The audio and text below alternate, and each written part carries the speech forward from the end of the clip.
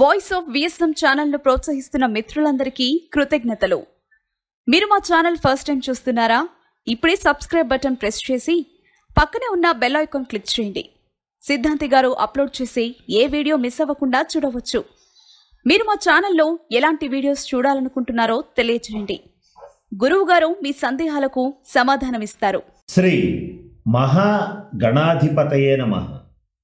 ఈరోజు మనం 142 రోజుల పాటు అంటే డిసెంబర్ 5, 2021 నుంచి ఏప్రిల్ 27వ తారీఖు 2022వ సంవత్సరం వరకు ఉన్నటువంటి కాలసర్ప దోషము, దాని ప్రభావం ఏ రాశుల వారి మీద ఎలా ఉంటుంది, ఈ ప్రపంచం మీద ఎలా ఉంటుంది అనేటువంటి అంశాల గురించి ఇప్పుడు మనం తెలుసుకోవడానికి ప్రయత్నం చేద్దాం.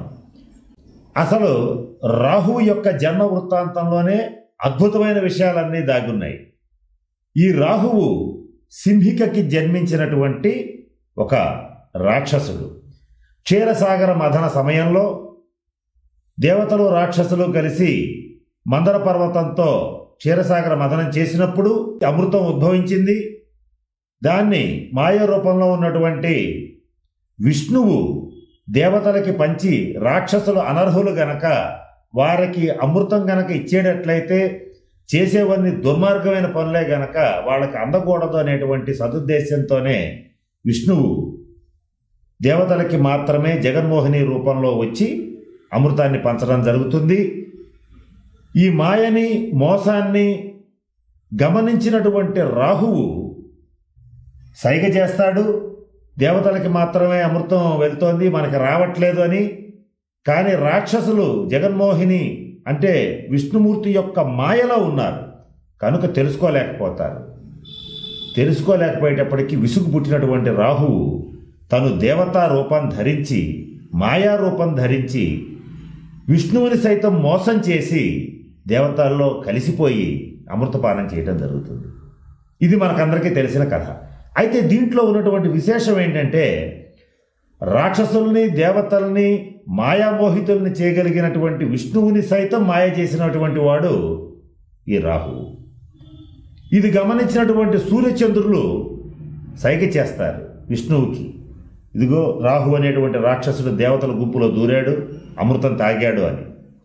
అప్పుడు విష్ణుమూర్తి సుదర్శన చక్రంతో రాహు యొక్క తలని ఖండించి వేయటం జరుగుతుంది. కానీ అమృతపానం అప్పటికే చేసున్నాడు గనక ఈ తల రాహువుగా, తోక అంటే మొండెం కేతువుగా ఏర్పడింది. అమృతపానం చేశారు కనుక వారు దేవతలయ్యారు. గ్రహాధిపత్యం కోసం బ్రహ్మదేవుణ్ణి ప్రార్థిస్తే గ్రహాధిపత్యం కూడా వచ్చేసింది. ఇక్కడ మనం గమనించాల్సింది ఏంటంటే రాహువు యొక్క శక్తి అంత గొప్పది. సర్వసాధారణంగా ఎవరైనా సరే ఒక మాయగాడు, ఒక మోసగాడు ఎవరినైనా మనం గమనిస్తే వాళ్ళ జాతకంలో రాహు యొక్క బలీయమైన స్థితిని మనం చూడటం జరుగుతుంది. ఒక ఉదాహరణ చెప్పాలంటే స్టాక్ మార్కెట్ని కుదిపేసినటువంటి హర్షాద్ మెహతా స్కామ్ ఏదైతే ఉందో అతని వ్యక్తిగత జాతకంలో రాహు యొక్క ప్రభావం చాలా తీవ్రంగా ఉంది. అంటే రాహు చాలా బలంగా ఉన్నాడు. ఎవరికైతే రాహు బలంగా ఉంటాడో వారు ఇటువంటి స్కీములు చేయగలిగినటువంటి సమర్థులు అవుతారు. ఎవరికైతే బలహీనంగా ఉంటాడో వాళ్ళు మోసపోతూ ఉంటారు. ఇది చిన్న లాజిక్. అయితే ఇక్కడ మనం కాలసర్ప దోషం అంటున్నాం. అంటే అర్థం ఏంటంటే గ్రహాలన్నీ కూడా రాహువుకి కేతువుకి మధ్య బంధించబడితే దాన్ని మనం కాలసర్ప దోషం అంటాం. ఇక్కడ రాశి చక్రంలో గ్రహచార రీత్యా గ్రహాలన్నీ తిరుగుతూ ఉంటాయి. తిరుగుతూ ఉన్నప్పుడు రాహువు తల, కేతువు తోక. ఒక పాముకి తల తోక ఉన్నప్పుడు తల తోక కలిసి ఉంటే మధ్యలో గనక గ్రహాలన్నీ ఇరుక్కుపోతే ఏమవుతుంది? వాటి యొక్క స్వతంత్ర ప్రతిపత్తి నశించేటువంటి పరిస్థితి వస్తుంది. స్వతంత్రంగా ఆ గ్రహాలు యోగం ఇవ్వలేని స్థితి వస్తుంది. దాన్ని మనం కాలసర్ప దోషం అంటాం. అందుకు దీనికి అంత ప్రాధాన్యత వచ్చింది. అటువంటి కాలసర్ప దోషం ఇప్పుడు దీర్ఘకాలం పాటు 142 రోజుల పాటు ప్రపంచాన్ని పట్టి పీడించబడుతోంది. దీనివల్ల జరిగేటువంటి అంశాలు ఏమిటి అనేటువంటిది గమనిస్తే వ్యక్తిగత జాతకాల మీద ఈ కాలసర్పదోష ప్రభావం ఉంటుంది, ప్రపంచం మీద ప్రభావం ఉంటుంది. మొట్టమొదటి ప్రపంచం మీద ఏ ప్రభావం ఉంటుంది అనేటువంటిది గమనిస్తే తరచుగా సునామీలు, భూకంపాలు, జలప్రళయాలు, విషవాయువులు పుట్టడం, విష వైరస్లు జన్మించడం, ఇవన్నీ కూడా కాలసర్పదోషం యొక్క ప్రభావాలు. అయితే ఆ ఒక్క కాలసర్పదోషం వల్లే జరుగుతాయా అంటే, ఆ కాలసర్పదోషంతో పాటు కొన్ని దుర్యోగాలు కలిసినప్పుడు ప్రమాద తీవ్రత ఎక్కువగా ఉంటుంది, అలా కానప్పుడు ప్రమాద తీవ్రత తక్కువగా ఉంటుంది. ఇప్పుడు మనం అందరం భయపడుతున్నటువంటి అంశం ఒమిక్రాన్ ఎప్పుడు వస్తుంది, ఎట్లా ఇబ్బంది పెడుతుంది, ఏం జరుగుతుంది అనేటువంటి అంశం కూడా మనం అందరం గమనించడం జరుగుతోంది. అయితే ఇక్కడ ఒక కాలసర్ప దోషమే ఉంది, కానీ మిగతా దుర్యోగాలు లేవు. 2019 డిసెంబర్లో షష్టగ్రహ కూటమితో పాటు కాలసర్పదోషంతో పాటు గ్రహణం ఇట్లా అన్నీ వచ్చి కాంబినేషన్ వచ్చింది కనుక ప్రపంచం సర్వనాశనం అయింది. కానీ ఇప్పుడు అన్ని దోషాలు లేవు, ఒక కాలసర్పదోషం మాత్రమే ఉంది కనుక ఈ ఒమిక్రాన్ అనేటువంటి ఈ రూపాంతర చెందినటువంటి కరోనా వైరస్ ప్రభావం మనుషుల మీద ఉంటుంది, కానీ అంత పెద్ద ప్రభావం ఉండదు. దీనివలన ఊహించిన స్థాయిలో మరణాలు జరగవు. అయితే దీని ప్రభావం ఎప్పుడు ఉంటుంది అని అంటే 5 డిసెంబర్ 2021 ఈ కాలసర్పదోషం మొదలైపోయింది. అప్పటికి ఈ ఒమిక్రాన్ అనేటువంటిది పూర్తి స్థాయిలో ఎస్టాబ్లిష్ అయిపోయింది. అక్కడి నుంచి ఇది ఫిబ్రవరి 18, 19వ తారీఖుల నుంచి ఈ ఒమిక్రాన్ యొక్క తీవ్రత అనేటువంటిది కొంత ఏర్పడుతుంది.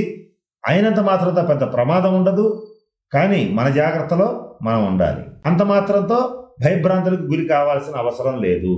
మరి ఇక్కడ మనం గమనించాల్సినటువంటి మరొక ముఖ్యమైన విషయం ఏంటంటే, ఈ రాహుకేతువుల గురించి, కాలసర్పదోషం గురించి, ఈ కాలసర్ప ప్రభావం గురించి తరచుగా చర్చించుకోవడానికి కారణం ఏంటంటే, బ్రహ్మదేవుడి వరవశాన ఈ కలియుగంలో రాహుకేతువులు స్వతంత్రించి అమృత యోగాన్ని ఇవ్వగలరు, విషయోగాన్ని ఇవ్వగలరు. ఈ టైంలో జరిగేటువంటివి ఏంటంటే, ఆరుద్ర, శతభిషం, స్వాతి, అశ్విని, మఖ, మూల, ఈ 6 నక్షత్రాలు అంటే ఆరుద్ర, శతభిషం, స్వాతి రాహు నక్షత్రాలు, అశ్విని, మఖ, మూల కేతు నక్షత్రాలు. ఈ 6 నక్షత్రాలకి చెందినటువంటి రాజకీయ నాయకులు ఏవైనా పొరపాట్లు చేసేటట్లయితే తప్పనిసరిగా అవి బయటికి వస్తాయి. కొంతవరకు ప్రజాగ్రహం, కొంతవరకు కోర్టులు రీత్యా వ్యతిరేకమైన తీర్పులు, కొన్ని రిస్కులు, పదవీ భంగాలు కలిగేటువంటి పరిస్థితులు కూడా ఈ కాలసర్పదోషంలో కలుగుతాయి. ఇక మరొక ముఖ్యమైన విషయం ఏంటంటే, బ్రహ్మదేవుడి వరవశాన బ్రహ్మ ఇచ్చిన వరం ఏమిటంటే, కలియుగంలో మీ ప్రభావం అన్ని గ్రహాల కంటే ఎక్కువ ఉంటుందని ఇచ్చాడు. కనుక ఈ దోషాలు వచ్చినప్పుడల్లా ప్రపంచంలో ఇలా ప్రళయాలు రావటం, ఇబ్బందులు కలగడం జరుగుతుంది. దీనికి తోడు ఇందాక మనం చెప్పుకున్నట్లుగా మరిన్ని దుర్యోగాలు లేవు కనుక పెద్ద ప్రమాదం అయితే ఉండదు. భూకంపాలు, జలప్రళయాలు, సునామీలు ఇటువంటివి జరుగుతాయి. ఈ ఒమిక్రాన్ వైరస్ అనేది కొంతమేర వ్యాప్తి చెంది తర్వాత ఆగిపోతుంది. అది ఎప్పుడు ఆగిపోతుందంటే ఏప్రిల్ 27వ తారీఖు 2022 తర్వాత ఈ కరోనా వైరస్, డెల్టా, ఒమిక్రాన్, ఇంకొక నోవాక్రాన్ ఏవి ఉండకుండా పోతాయి. ఆల్మోస్ట్ ఆల్ దాంతో ఈ కరోనా చరిత్ర సమాప్తి అయిపోతుంది. వైరస్ అనేటువంటిది పుట్టే చావదు, కానీ దాని ప్రభావం అనేటువంటిది మనుషుల మీద ఉండదు. అటువంటి స్థితికి వెళుతుంది. అయితే ఆ వెళ్లే లోపల ఈ కాలసర్పదోషం సమయంలో ఇబ్బందులు కలిగేటువంటి పరిస్థితి, కనుక జాగ్రత్తగా ఉండాలి. ఇక రాహుకేతువుల గురించి మరొక ముఖ్యమైన విషయం చెప్తాను. ఏ రాశుల వారి మీద ఎటువంటి ప్రభావం చూపిస్తుంది అని అంటే, ముఖ్యంగా వృషభం, మేషం, వృశ్చికం, తుల, ఈ 4 రాశుల మీద ఈ కాలసర్పదోష ప్రభావం ఈ 142 రోజులు తీవ్రంగా ఉంటుంది. అయితే మిగతా రాశుల వారి మీద ఉండదా అంటే ఉంటుంది, కానీ ఈ 4 రాశుల వారి మీద ఉన్నంత ప్రభావం మిగతా రాశుల వారి మీద ఉండదు. కారణం ఏమిటి? ఈ రాహుకేతువులు ఈ టైంలో ఈ 142 రోజుల పాటు కాలసర్పదోషంలో ఉంటున్నారు. ఏప్రిల్ 10వ తారీఖున రాహువు మేషంలోకి, కేతువు తులారాశిలోకి ప్రవేశిస్తున్నాడు. అంటే ఏప్రిల్ 10 తర్వాత మేషరాశికి, తులారాశికి ఇబ్బందులుంటాయి. ఏప్రిల్ 10వ తారీఖు లోపల వృషభ రాశికి, వృశ్చిక రాశికి ఇబ్బందులుంటాయి. ఎటువంటి ఇబ్బందులుంటాయి అని గనక మనం గమనిస్తే, రాహు ప్రభావం ఏమిటంటే ఎత్తులు మించి పట్టడం, డ్రైవింగ్ చేసేటప్పుడు దెబ్బలు తగలటం, అలాగే తెలియని అనారోగ్యాలు కలగటం, వైద్యులు పరీక్షలు చేసేటప్పుడు వాళ్ళు సరైనటువంటి వ్యాధి నిర్ధారణ చేయకుండా ఔషధాలు రాయటం, దాన్ని వీళ్ళు తినడం, ఆ తిన్న తర్వాత వీళ్ళకి మరిన్ని అనారోగ్యాలు ఏర్పడటం, ఇటువంటివన్నీ కూడా ఆ వేళకి ఆ డాక్టర్కి రాహు మాయ కమ్మిస్తాడు. కమ్మించినప్పుడు ఆ రోగాన్ని అతను డయాగ్నైజ్ చేయలేక ఏదో కొత్త మందు రాస్తాడు. అవి వాడిన తర్వాత ఇతని యొక్క ఆరోగ్యం మరింత క్షీణించేటువంటి పరిస్థితి ఉంటుంది. ఇటువంటి ప్రభావాలన్నీ కూడా ఈ రాశుల మీద ఏర్పడేటువంటి పరిస్థితి ఉంది.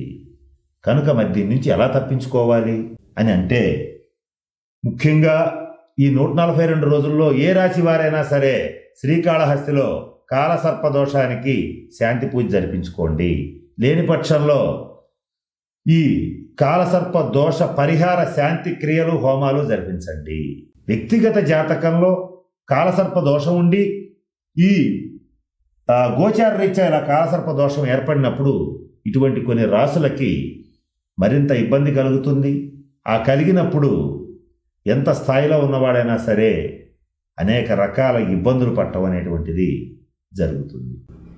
ఈ రాహు ప్రభావ రాజకీయ నాయకులు స్కీములని, పేదలని ఉద్ధరిస్తామని, అందరికీ అన్నం తీసుకొచ్చి నోట్లో పెడతామని చెప్తూ అనేక రకాలైనటువంటి స్కాములకి తెరతీస్తారు.